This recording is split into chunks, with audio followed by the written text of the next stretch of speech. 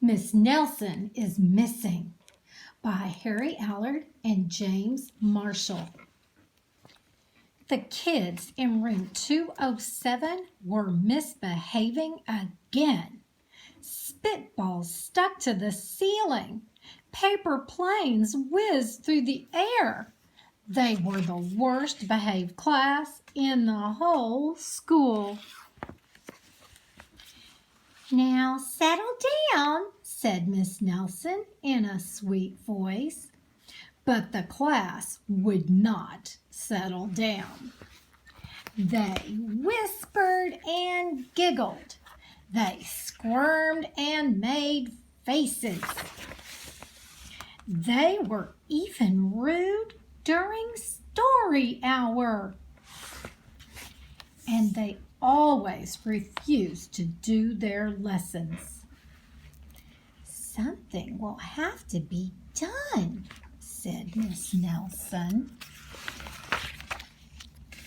The next day, Miss Nelson did not come to school. "Wow!" yelled the kids. "Now we can really act up."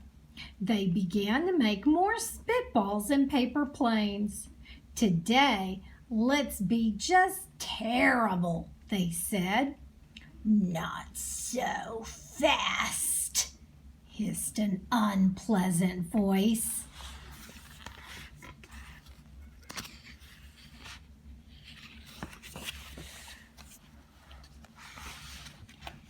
A woman in an ugly black dress stood before them.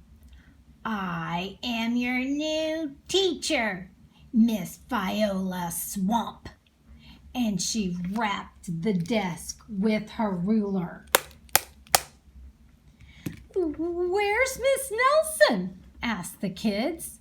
"Never mind that," snapped Miss Swamp. "Open those arithmetic books." Miss Nelson's kids did as they were told. They could see that Miss Swamp was a real witch. She meant business. Right away, she put them to work, and she loaded them down with homework. "We'll have no story hour today," said Miss Swamp. "Keep your mouth shut," said Miss Swamp. "Sit perfectly still," said Miss Swamp. "And if you misbehave, you'll be sorry," said Miss Swamp. The kids in room 207 had never worked so hard. Days went by, and there was no sign of Miss Nelson. The kids missed Miss Nelson. "Maybe we should try to find her," they said. Some of them went to the police. Detective McSmog was assigned to the case. He listened to their story. He scratched his chin. He said. I think Miss Nelson is missing." Detective McSmog would not be much help. Other kids went to Miss Nelson's house. The shades were tightly drawn, and no one answered the door. In fact, the only person they did see was the wicked Miss Viola Swamp coming up the street. "If she sees us, she'll give us more homework." They got away just in time. Maybe something terrible happened to Miss Nelson. "Maybe she was gobbled up by a shark," said one of the kids. But that didn't seem likely.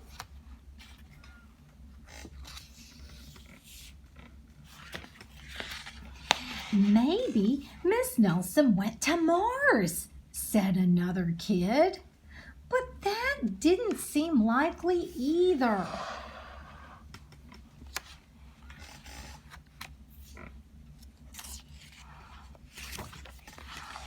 I know, exclaimed one know-it-all.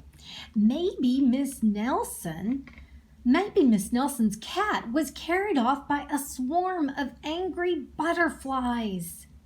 But that was the least likely of all.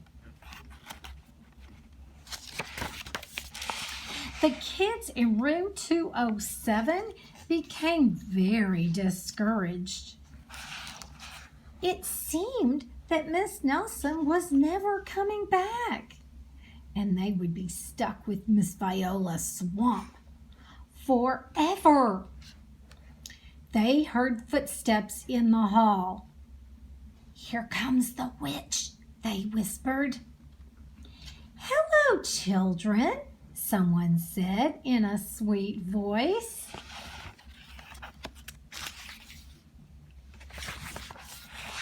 It was Miss Nelson. "Did you miss me?" she asked. "We certainly did," cried all the kids. "Where were you?" "That's my little secret," said Miss Nelson. "How about a story hour?"